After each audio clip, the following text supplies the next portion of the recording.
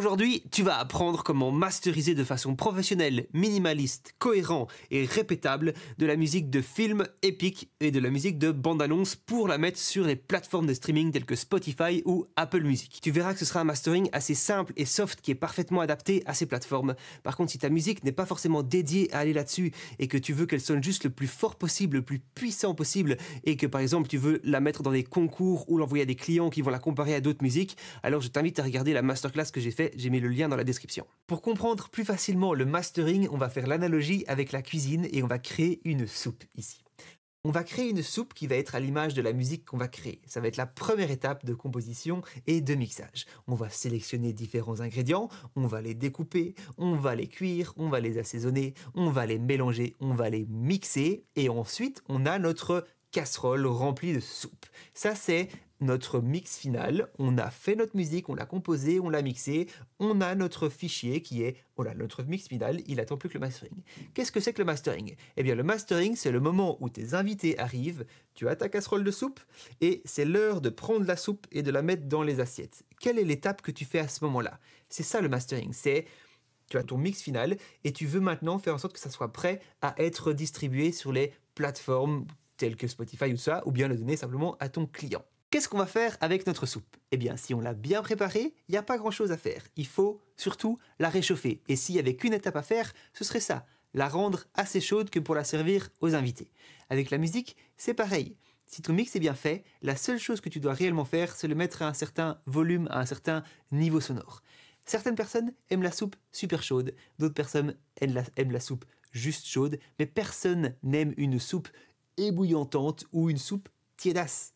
C'est la même chose avec la musique. Dans certains cas, tu vas vouloir masteriser très fort. Par exemple, si ta musique est en compétition avec d'autres et que tu veux qu'elle sonne très puissante. Et dans d'autres cas, par exemple, lorsque tu mets sur des plateformes de streaming telles que Spotify, eh bien, tu vas masteriser un petit peu moins fort. Mais dans aucun cas, tu vas masteriser tellement fort que tu exploses ton mix et que c'est inaudible parce qu'il y a trop de distorsion.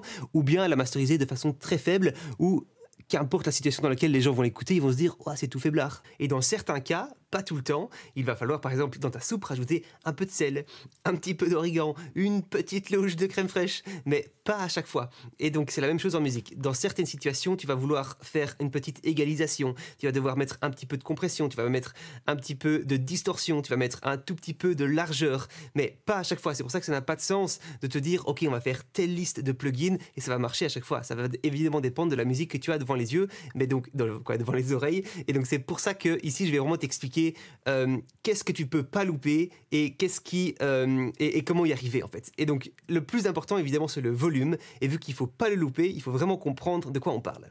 Le volume d'une musique, ou plus correctement l'intensité sonore, va être calculé avec une unité de mesure. Cette unité de mesure, ça s'appelle le LUFS. LUFS, ça veut dire Loudness Unit Full Scale. Loudness Unit, unité d'intensité sonore. Et si ça te paraît effrayant, eh bien ça va l'être encore plus parce qu'il y en a 3 différents. Mais ne t'en fais pas, tout va bien se passer. La différence entre ces 3 LUFS, c'est qu'ils vont calculer l'intensité sonore sur une durée différente. Dans le Integrated, il va faire une moyenne de l'intensité sonore durant la totalité du calcul. Donc si je passe 10 secondes de ma musique, il va me donner la moyenne d'intensité sonore sur les 10 secondes de la musique. Si je passe toute ma musique, il va calculer la moyenne d'intensité sonore de toute ma musique. Et donc c'est ce qu'on va appeler le LUFS Integrated, qui va être le fameux chiffre que les plateformes vont utiliser pour ajuster le volume de ta musique. On va voir ça en détail juste après.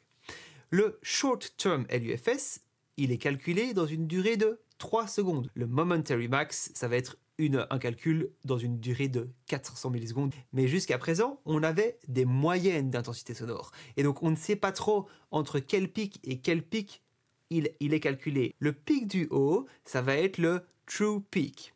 Donc, ça va être le pic maximal qui va être détecté. Il ne faut pas dépasser 0, c'est une règle d'or, parce que sinon, tu vas avoir des problèmes avec de la distorsion digitale, tu n'en veux pas, et donc on ne dépasse pas 0. Et donc, quand on est en train de masteriser et d'essayer de faire monter le volume de notre musique, on va devoir faire attention à ce que notre musique ne dépasse pas 0 en true peak, et si on veut que notre musique soit forte, il va falloir faire monter le plus possible notre LUFS on va dire integrated, si on veut en gros que la moyenne d'intensité sonore de toute notre musique soit la plus haute possible. Cela entraînera par contre un sacrifice au niveau de la dynamique de notre musique, parce que au plus le LUFS se rapproche de 0, au moins il y a entre guillemets d'espace entre ce niveau moyen d'intensité sonore et le niveau maximal possible, et donc moins de décibels possible de delta entre la moyenne et le pic implique une musique moins dynamique. Elle peut rester punchy, mais elle sera moins dynamique, il y aura moins de différence entre les pics et la moyenne. Et c'est ça le saint graal quand on essaie de masteriser très fort, c'est de garder une forme de dynamique avec du punch et de l'impact malgré le fait qu'on est en train de écrabouiller la dynamique de notre musique. Et c'est justement de ça dont je parle dans la masterclass. Et maintenant que tu as compris comment calculer ces intensités sonores, on va voir quelle application ça a exactement au moment où on masterise. Parce qu'au moment où on masterise, on a envie de donner à la musique sa meilleure version possible en termes de volume. Et vu que le phénomène psychoacoustique nous donne la sensation que plus fort égale mieux, on a envie de masteriser le plus fort possible. Et donc il y a un peu une petite guéguerre de pouvoir essayer de masteriser le plus fort possible. Sauf que ça n'a plus autant de sens actuellement. Et je vais t'expliquer pourquoi. Avant, quand on avait des CD ou des iPods et on pouvait mettre, il y a toujours des iPods maintenant, mais qu'on mettait nos musiques, qu'on les avait téléchargées, on entendait alors le vrai mastering que l'ingénieur du son avait fait. Et je vais t'expliquer pourquoi j'ai dit le mot vrai mastering.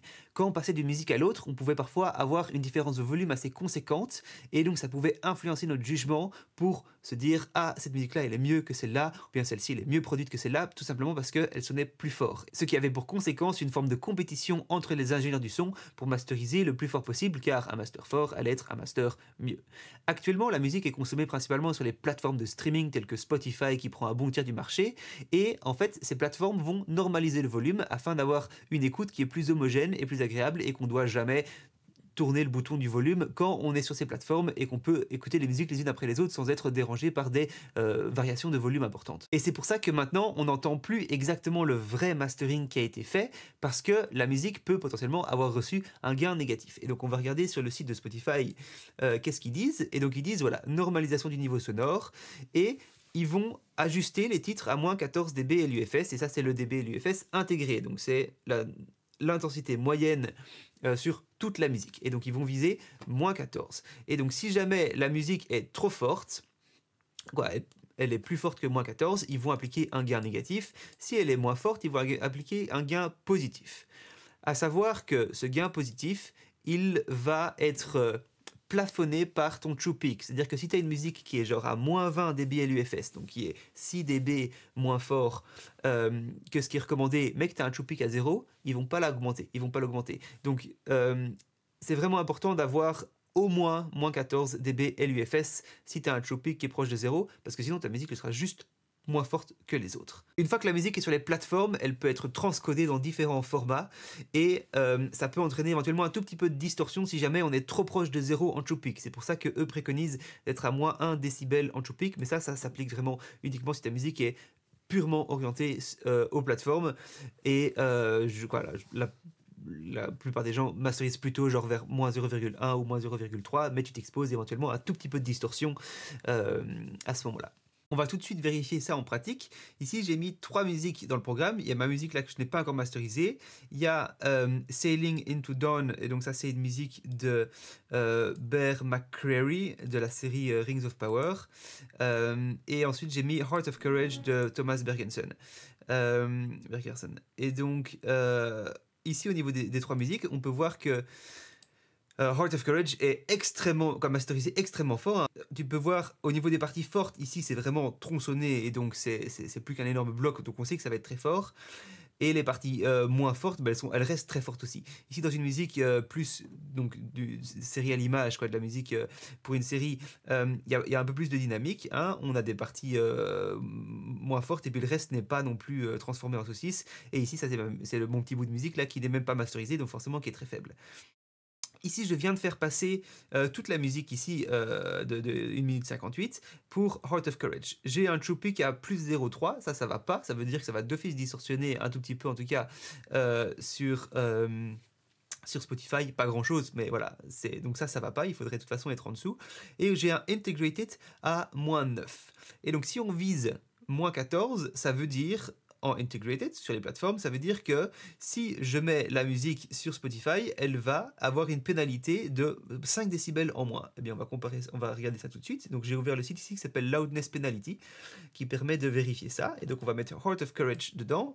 Il va la processer et on va voir qu'il va m'enlever 5 décibels. Et donc, c'est exactement ce à quoi on s'attendait par rapport au fait d'avoir analysé ici qu'on était pile 5 décibels trop fort par rapport au moins 14 LUFS intégré une fois qu'on avait mis toute la musique. Si je mets juste un petit bout de la musique, on voit que les parties les plus fortes de la musique sont plutôt vers moins 6 décibels LUFS. Donc c'est pour ça qu'il faut bien passer toute la musique si tu veux vraiment avoir exactement la bonne... la bonne valeur de savoir comment ça va être pénalisé, ou bien utiliser un site comme celui-là. On va regarder par exemple sur l'autre musique, Sailing into Dawn, dedans. Donc celle-là, hein, j'ai pas calculé tout le truc, mais rien qu'à voir la waveform, on s'attend à avoir éventuellement pas de pénalité ou une pénalité plus moindre. Et ici, j'ai une pénalité plus moindre, mais donc ça veut dire que ça avait quand même été masterisé plus fort. Ce qui est classique. La plupart du temps, les gens vont quand même masteriser un peu plus fort, genre vers moins 12, moins 10 en musique de film. Par rapport à moins 14. C'est pas forcément utile parce que la perception du son va de toute façon être mise à moins 14 LFS, mais c'est vrai que la plupart du temps les gens vont quand même masteriser plus fort parce que voilà, ça peut être gravé sur des CD, etc. Et donc ça ne s'applique quoi, ça n'est pas orienté uniquement aux plateformes de streaming. Si maintenant je mets ma musique ici qui est pas masterisée, d'abord on va calculer sur la musique, qu'est-ce qu'il y a comme valeur.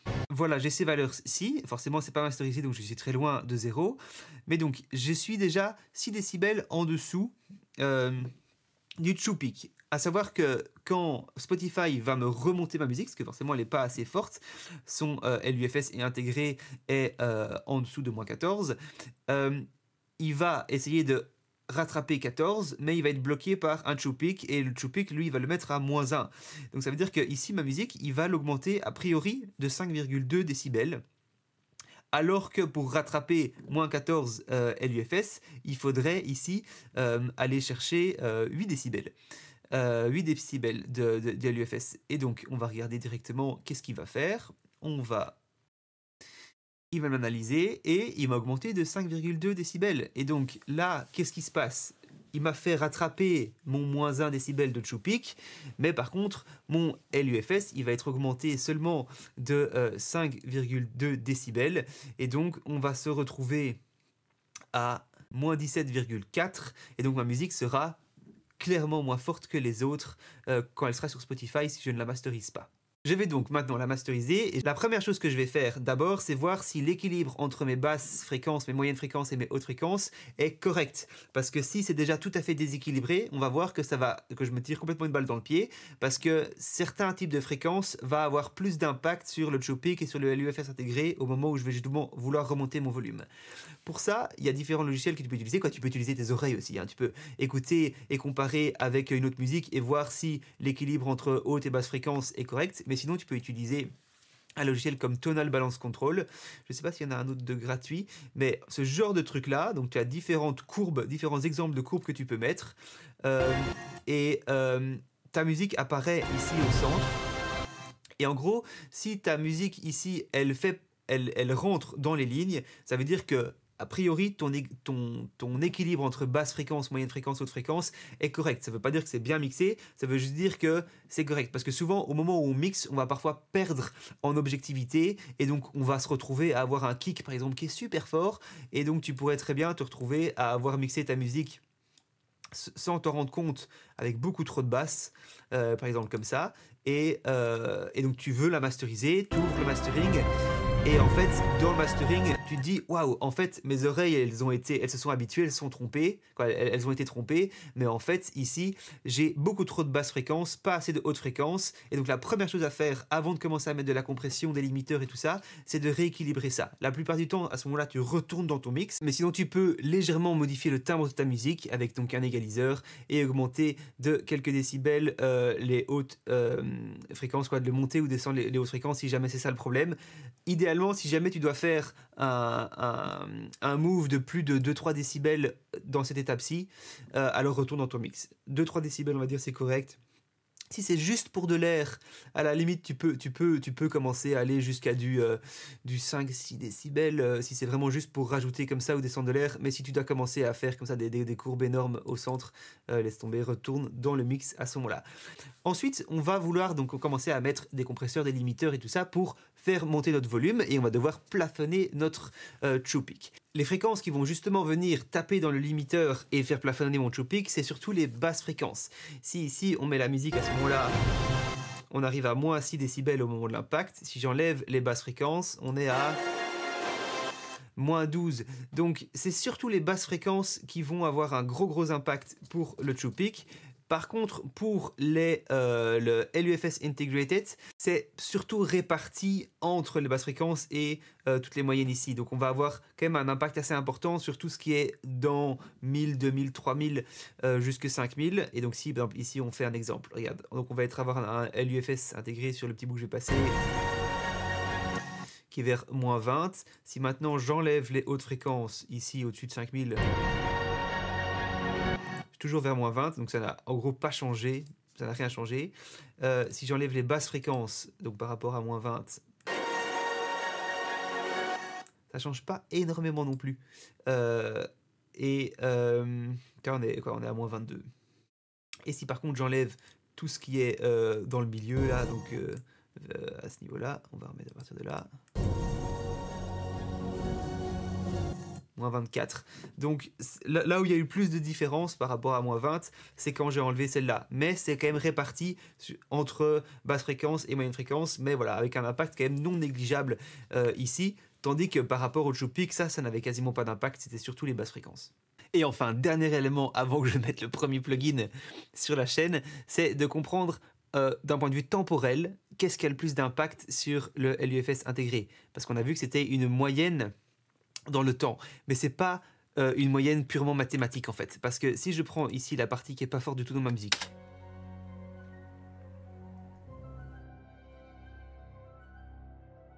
on est genre vers moins 40 LUFS. Si je prends la partie ici du début, on est plutôt vers moins 30. Si je prends la partie du milieu, on est plutôt vers moins 20. Et si je passe tout le fichier dedans, je vais être à combien? À moins 22,7. Et donc ça veut dire que mathématiquement, si j'avais fait un calcul de moyenne, c'est plus ou moins un tiers, là on avait moins 40, moins 30 et moins 20, ben mon LUFS il aurait été vers moins 30. Tandis qu'ici, ça c'était moins 20 et on se retrouve à moins 22,7. Donc c'est clairement cette partie la plus forte qui a eu le plus d'impact sur quel allait être ce chiffre. Donc en gros, c'est pour ça que c'est important d'aller masteriser dans la partie la plus forte de ta musique, parce que tu sais que ton LUFS intégré total de ta musique va très fort se rapprocher, va être juste quelques décibels en dessous de la partie la plus forte. Et si jamais ici j'ai cette musique, j'ai cette partie là qui est super forte, et puis après j'ai pendant genre 1 minute ou 2 minutes que des trucs pas forts du tout, mon LUFS il va quand même être assez fort. Donc en gros, ça veut dire quoi? Ça veut dire que les parties pas fortes de ta musique, si tu veux, tu peux les monter sans que ça ait franchement de l'impact sur ton LUFS intégré.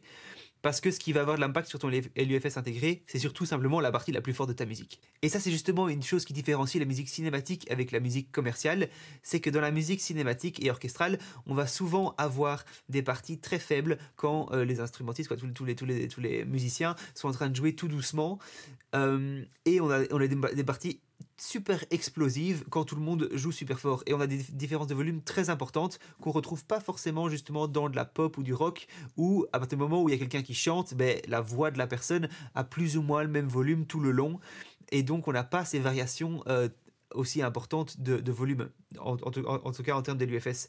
Ici, tu vois, on était vers moins 40, là à moins 20, donc c'est vraiment des différences énormes. Et donc ça, c'est ce qu'on appelle la macrodynamique d'une musique, c'est l'équilibre de volume entre les différentes parties de ma musique. Et donc pour ça, je peux faire quelque chose, parce que si je fais rien, c'est possible que quand je mette ma musique sur Spotify, imaginons qu'il y a toute une intro qui est toute douce avant que ça pète, et bien toute cette petite intro toute douce, elle va paraître toute faible et pas assez forte par rapport aux autres musiques, parce qu'il faut attendre seulement beaucoup plus tard dans la musique que pour avoir la partie plus forte avec le LUFS plus fort qui est venu justement faire plafonner mon Chupik et qui a mis mon LUFS à -14 sur mon gain négatif au moment où je l'ai mis sur Spotify. Et donc on peut faire quoi? On peut faire une automatisation de volume, simplement faire en sorte que ton volume soit plus fort au début et moins fort dans les parties plus fortes. Et donc tu pourrais tout à fait genre faire simplement des trucs comme ça, quoi, tu vois. Et donc par rapport à ta musique, tu viens rééquilibrer un peu les différentes parties, tout en essayant de conserver quelque chose de naturel, parce que forcément il y a des différences de volume idiomatiques dans la musique orchestrale, mais on peut un petit peu tricher de sorte à ce que l'écoute soit plus homogène et plus agréable. Je peux faire ça également de façon dynamique et automatisée grâce à un compresseur, et ici je vais enfin charger le premier plugin. On va prendre le compresseur tube compresseur de chez Cubase, non pas parce que c'est un tube, mais parce qu'il y a une fonction de sidechain intégrée, que tu vas voir comment je vais l'utiliser. Le but de ce compresseur, ça va être de faire quoi? Ça va être d'augmenter en volume les parties plus faibles de ma musique et de faire en sorte que les parties où il y a déjà beaucoup de volume, il n'y touche pas. Et donc, je vais utiliser ce qu'on appelle du parallel compression. Je vais avoir deux signaux qui vont arriver. Le premier signal, c'est un signal qui est non compressé, c'est le signal normal comme si on n'avait pas mis le plugin. Et en plus de ça, je vais rajouter un signal extrêmement compressé. Ce signal très compressé, j'ai envie qu'on l'entende uniquement dans les moments où il n'y a pas beaucoup de volume. C'est là où ces deux signaux vont se mélanger et qu'on va entendre qu'il y a un deuxième. Et donc, en gros, on va entendre qu'il y a plus de volume. Et dans les parties fortes de ma musique, j'ai envie qu'il soit tellement compressé qu'il soit en fait caché par la partie non compressée, la partie normale, parce que cette partie-là, j'ai pas envie d'y toucher. Et donc, on va d'abord écouter qu'est-ce que ça fait. Voyons un petit peu ce que ça donne dans la partie où il n'y a pas beaucoup de volume.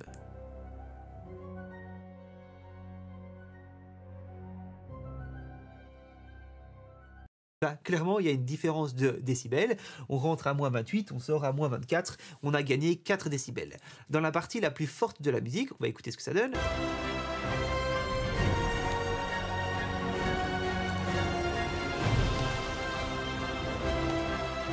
On ne perçoit pas de différence de volume, on rentre à -6,2, on sort à -5,8, donc on a 0,4 décibels entre les deux, c'est quasiment négligeable, et c'est ça le but, c'est que on a gagné 4 décibels dans les parties pas fortes de ma musique, on n'a rien changé dans la partie forte de ma musique, et en fait dans la partie forte de ma musique, ce signal il est tellement compressé là à moins de 8 décibels qu'on ne l'entend pas, et donc c'est ça le but. Quels sont les paramètres que je dois mettre dans ce genre de compresseur? Je dois mettre une attaque très courte, parce que si je mets une attaque lente, qu'est-ce qui va se passer? Mon signal arrive dans le compresseur. Il va laisser passer, par exemple, 100 millisecondes. 100 millisecondes, c'est bien assez que pour laisser passer un hit. Et puis ensuite, il va se mettre à compresser. Et donc, ça veut dire que ce hit, il va venir se mélanger à l'autre hit, qui est déjà bien assez fort. Je vais avoir ce double hit qui va faire en sorte que le hit est encore plus fort, encore plus punchy. C'est ça le but parfois des compresseurs, c'est de rendre le son plus punchy. Et ça va encore plus agresser mon limiteur et donc entraîner plus de problèmes après au moment où je vais mettre les plugins en fin de chaîne. Donc j'ai envie qu'ils réduisent très rapidement tout ce qui dépasse un certain niveau sonore. Et à ce moment-là, qu'est-ce qu'on entend? On entend le signal non compressé, donc c'est ça qu'on veut. Donc ça, première chose, on met une attaque très rapide pour très rapidement venir garder tout ce qui était trop fort qu'on n'a pas envie d'entendre parce que c'est déjà pris en charge par la partie non compressée. Pour que cette augmentation de volume soit fluide au moment où ces parties fortes s'arrêtent, j'ai envie d'avoir un release le plus lent possible. Donc ici, j'ai 1 seconde. Si tu as 2 secondes dans ton programme, à la limite, tu mets 2 secondes. Et ça permet de faire en sorte que à la fin d'une partie très forte, comme par exemple ici, le volume va gentiment remonter de façon assez naturelle.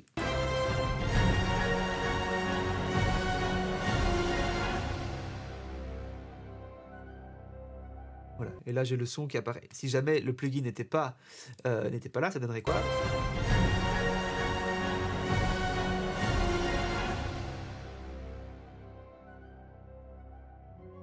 Il faut vraiment tendre l'oreille pour aller chercher le son à ce moment-là. Mais par contre, évidemment, dans cette partie-ci, ça compresse à mort et l'aiguille ne bouge pas trop. Elle reste plus ou moins au même endroit.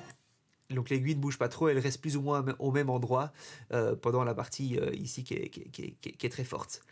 Pour que justement elle ne bouge pas à chaque fois qu'il y a un impact, je vais utiliser une fonction de sidechain interne du compresseur. C'est-à-dire que ce compresseur, même s'il agit sur la totalité des fréquences de mon signal, il ne va travailler qu'en entendant une certaine partie des fréquences. Ici, je vais lui demander d'entendre tout ce qui se passe au-dessus de 250 Hz.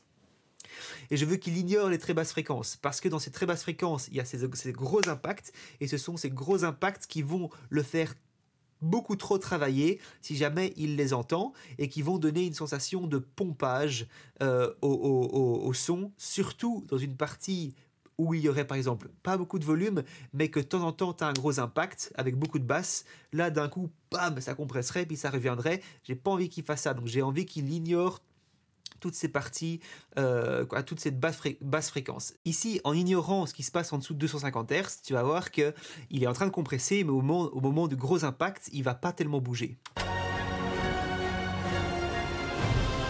Tu vois, l'aiguille a à peine bougé, tandis que si j'enlève cette fonctionnalité-là, évidemment, il va un peu plus compresser de base, mais en plus de ça, il va avoir un coup au moment de la compression.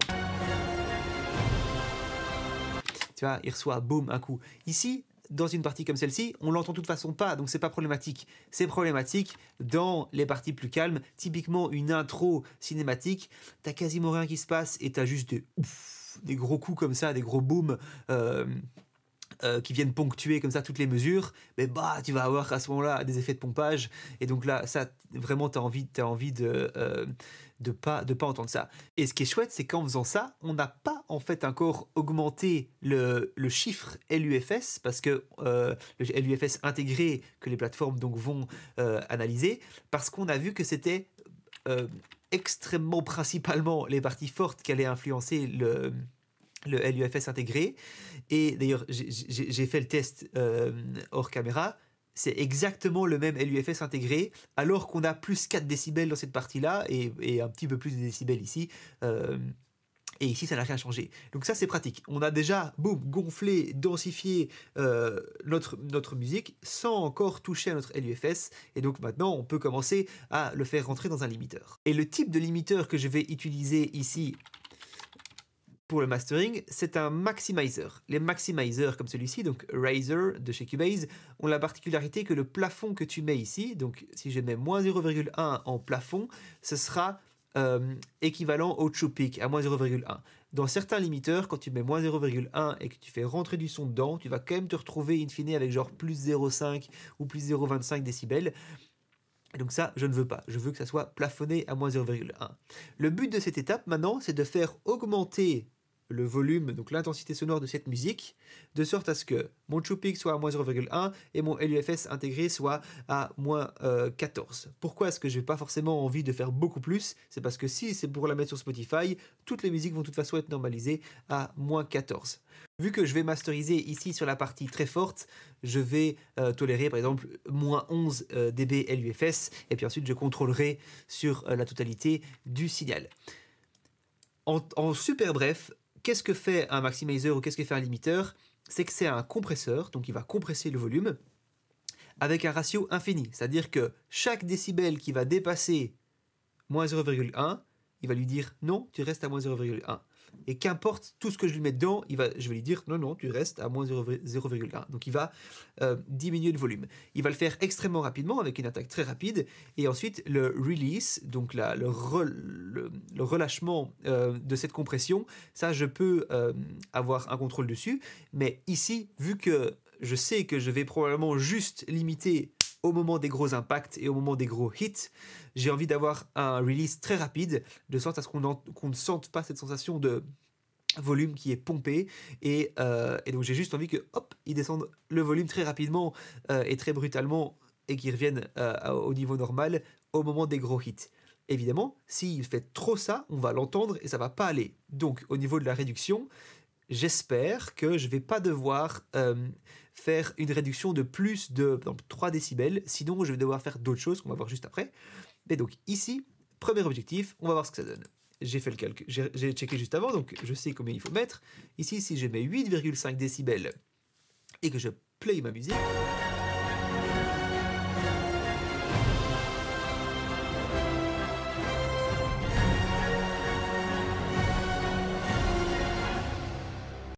j'arrive à moins 11 de LUFS intégré, j'arrive à mon true peak à moins 0,1, j'ai une réduction de moins de 3 décibels, donc je suis très content. Je n'ai pas entendu d'artefacts au moment de ces impacts. Et si maintenant je prends donc mon fameux loudness penalty et je vais prendre la musique que je viens d'exporter, qu'est-ce qui se passe? Il m'a réduit de 0,4 décibels. Ça me va tout à fait. Et donc, ma musique sera au même niveau d'intensité sonore que les autres, en ayant gardé toute sa dynamique au moment des impacts, parce que j'ai relativement dû faire peu de limiting. À ce stade-ci, si j'essaye de plus compresser, de plus limiter ma musique pour avoir un LUFS supérieur, la seule chose que je vais avoir, c'est des impacts moins punchy et potentiellement m'exposer à des artefacts de distorsion au moment où ça compresse. Mais je ne vais pas avoir une musique plus forte sur Spotify parce que chaque décibel que je vais maintenant essayer de donner en plus va se traduire par une augmentation de mon LUFS intégré et donc par une pénalité plus importante. Donc à ce stade-ci, je ne ferai pas ça. Et je vais te le prouver en faisant l'exemple avec justement les deux musiques ici. Pour Sailing into Dawn, elle va être réduite de 2,2 décibels. L'autre, donc Heart of Courage, elle est réduite de 5 décibels. Et donc, on va mettre, pour Sailing into Dawn, on va diminuer ici le volume de moins 2,2 décibels. Et ici, on va faire moins 5 décibels pour ces deux musiques-là. Et ma musique à moi, eh bien, elle a été réduite de moins 0,4 décibels. Et donc maintenant, on va comparer ces musiques et voir un petit peu si ma musique, une fois qu'elle est sur Spotify, quand on passe d'une musique à l'autre, est-ce que c'est bien?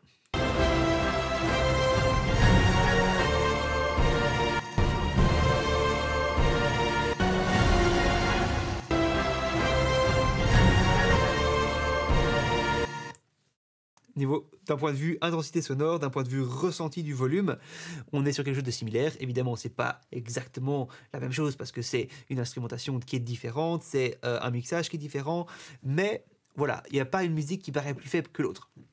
On va maintenant regarder avec Heart of Courage, qui était beaucoup plus forte, qui était extrêmement masterisée, extrêmement fort. Pareil, on va se retrouver ici.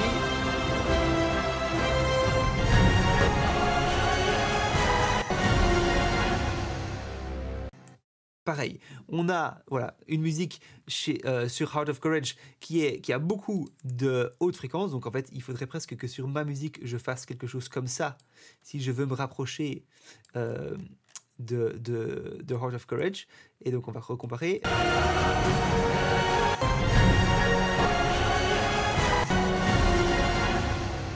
Ouais, là on se rapproche un petit peu plus. Et il faudrait évidemment que j'ai des chœurs qui soient beaucoup plus forts dans ma musique si on veut matcher cette intensité sonore-là. Et d'ailleurs c'est pareil hein, avec l'autre musique. Il faudrait que ma musique soit plutôt comme ça. Si on compare... Attends, on va mettre une à la fois.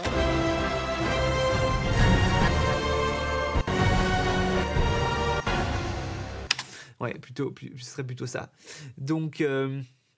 Donc voilà, mais donc ça c'est le meilleur du monde parce que j'ai pas dû faire beaucoup de limiting pour arriver à ce stade-là. Si ces deux musiques par contre sont téléchargées et comparées l'une après l'autre, évidemment ces deux musiques vont paraître plus fortes parce qu'elles ont un LUFS intégré qui est supérieur, quoi, qui est supérieur à celui que j'ai visé. Mais si on vise purement du Spotify et des plateformes, ici c'est parfait. Par contre, si on écoute ta musique en comparaison avec d'autres musiques sans être sur ces plateformes où il y a cette normalisation du niveau sonore, eh bien, on va se faire littéralement détruire. Et si, par exemple, tu es dans une compétition ou si tu essaies d'avoir un client et qu'il il écoute deux musiques et que tu as ça, donc ce que je viens de faire.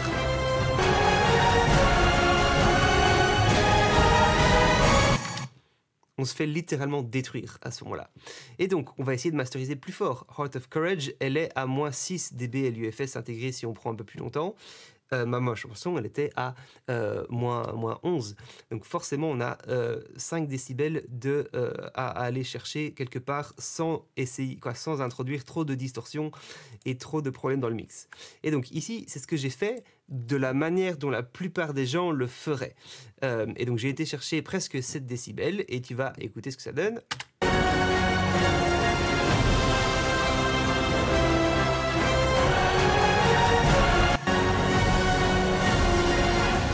Donc on s'approche en termes d'intensité de niveau sonore. Par contre, écoute mes hits.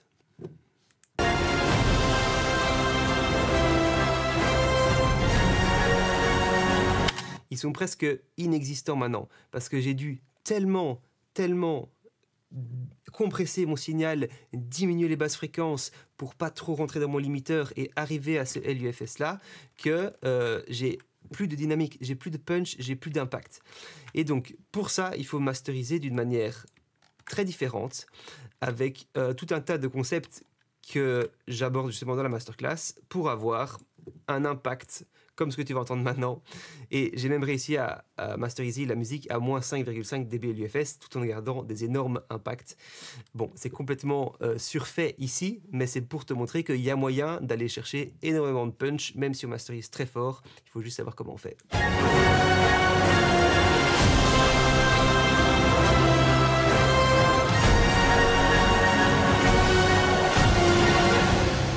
Donc là, si tu as un casque ou si tu as des subs, tu peux vraiment entendre que ça cogne, malgré le fait qu'on est moins 5,2 LUFS. Et là, si on compare justement avec Heart of Courage, on va mettre donc ma musique.